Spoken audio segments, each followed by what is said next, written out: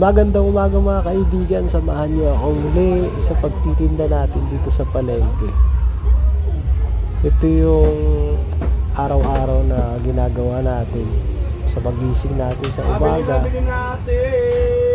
Pagkatapos natin ay magbubukas na, pagkakuha natin ng mga paninda. Yun na nga, maghahantay tayo ng mga customer. Kapag naman meron ng customer, agad-agad natin asikasuhin kasi mabilis. Kailangan nating bilisan kasi nagmamadali karamihan sa mga customer natin. Ayaw natin silang pinag-aantay.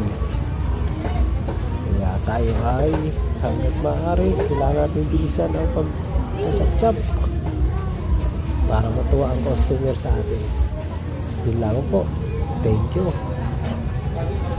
At sa muli, maligayang araw sa inyo.